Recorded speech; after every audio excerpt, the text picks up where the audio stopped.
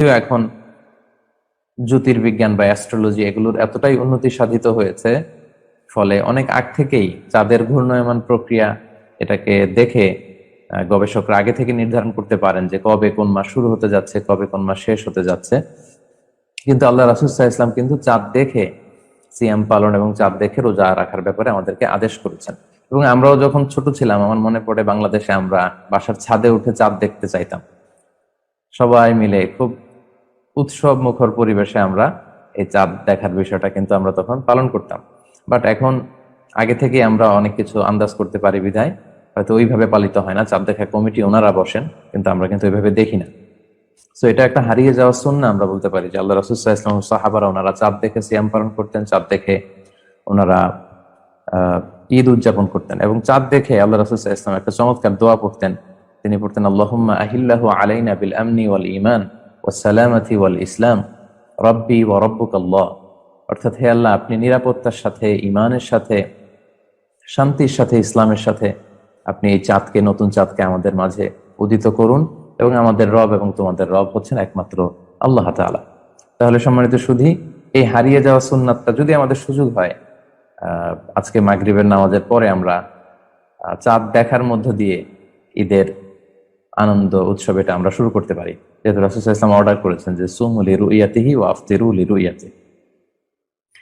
ঈদ যে আমাদের চমৎকার একটা আনন্দ ঘন পরিবেশ সৃষ্টি করে, আল্লাহর হাবিব সাল্লাল্লাহু আলাইহি ওয়াসাল্লাম নিজেও এটা ১৫০০ বছর আগে ঘোষণা দিয়ে গিয়েছেন।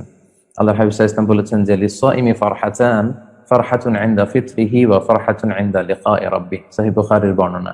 অর্থাৎ যারা সিয়াম পালন করে তাদের জন্য দুইটা আনন্দ। এক হচ্ছে ফারহাতুন ইনদা ফিতরি, সে যখন ইফতার করে, অথবা সে যখন ৩০ দিন সিয়াম পালন করার পরে যখন রোজা ভঙ্গ করে ঈদ উৎসব করতে যায়, তখন তার একটা আনন্দ। আর একটা আনন্দ তার জন্য বাকি থেকে যায়, জমা থেকে যায়, সেটা হচ্ছে ফারহাতুন ইনদা লিকাই রাব্বিহ।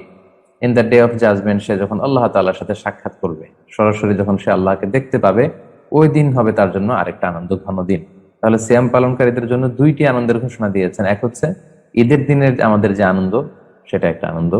আর একটা হচ্ছে এই সিয়াম পালন করার পরে এর প্রতিদান সরাসরি ডিরেক্টলি রিসিভ করার জন্য আমরা যখন কিয়ামত দিবসে আল্লাহ তাআলার সাথে সাক্ষাৎ করব, বা জান্নাতে আল্লাহকে যখন আমরা সরাসরি দেখতে পাবো, সেটা হবে আমাদের জন্য সবচাইতে বড় আনন্দ। এবং আমরা জানি যে আমাদের এন্টায়ার মুসলিম কমিউনিটি আমরা দুইটা ঈদ উৎসব পালন করে থাকি। একটা হচ্ছে ঈদ উল ফিতর এবং ঈদ উল আজহা। এটা হচ্ছে আমাদের দ্য বিগেস্ট কার্নিভ্যাল বলা যায়, আকবরুল মেহেরজান আল ইসলামী, দ্য বিগেস্ট রিলিজিয়াস ফেস্টিভ্যাল, আমাদের সবচেয়ে বড় দিনী উৎসব, আমাদের সবচেয়ে বড় ধর্মীয় উৎসব। একটা হচ্ছে ঈদ উল ফিতর, আর একটা হচ্ছে ঈদ উল আদহা। এটার সূচনাটা, এই আনন্দ উৎসবের সূচনাটা কবে থেকে হয়, কিভাবে শুরু হয়েছে, সে ব্যাপারে যদি আমরা বলি, এক্ষেত্রে আমরা মুসনাদে আহমদ ইবনে হাম্বলের একটা হাদিস উল্লেখ করতে পারি। হাদিসটির সনদ সহিহ। আনাস রাদিয়াল্লাহু তাআলা আনহু থেকে বর্ণিত, তিনি বলেন, আল্লাহর হাবিব সাল্লাল্লাহু আলাইহি ওয়াসাল্লাম যখন মদিনায় আসলেন, তখন তিনি দেখতে পেলেন যে মদিনার লোকেরা, আউস খাজরাজের এরা বছরের ২টি দিন খুব আনন্দ উৎসব করে, খেলাধুলা করে, এবং তারা খুব ভাব গাম্ভীর্যের সাথে, আনন্দের সাথে এই ২টা দিনকে তারা সেলিব্রেট করে।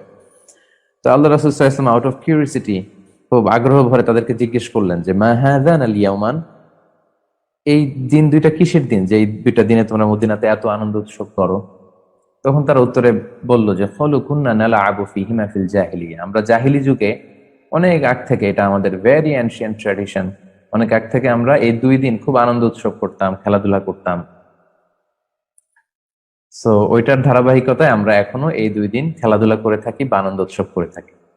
তখন আল্লাহ রাসূল সাল্লাল্লাহু আলাইহি সাল্লাম এই প্রথম আমাদের ঈদ উৎসবের ব্যাপারে তিনি ইন্ট্রোডিউস করলেন। তিনি বললেন যে ইন্নাল্লাহা ক্বাদ আবদালাকুম বিহিমা খায়রাম মিনহুমা, নিশ্চয় আল্লাহ তাআলা ওই জাহেলি যুগে যে ২টা দিন তোমরা সেলিব্রেট করতে, আনন্দ উৎসব করতে, তার চাইতেও শ্রেষ্ঠ ২টা দিন দিয়ে তোমাদেরকে অল্টার করে দিয়েছেন, পরিবর্তন করে দিয়েছেন। অর্থাৎ জাহেলি যুগের ওই ২ দিনের আর উৎসবের, খেলাধুলার কোনো কিছুর অ্যারেঞ্জমেন্টের দরকার নাই, বরং তার চাইতেও শ্রেষ্ঠ ২টা দিন উৎসবের জন্য, আনন্দমুখর পরিবেশে সেগুলোকে সেলিব্রেট করবার জন্য আল্লাহ তাআলা তোমাদের দিয়েছেন। সেগুলো কি? একটা হচ্ছে ইয়ামুল আদহা, আর একটা হচ্ছে ইয়ামুল ফিতর।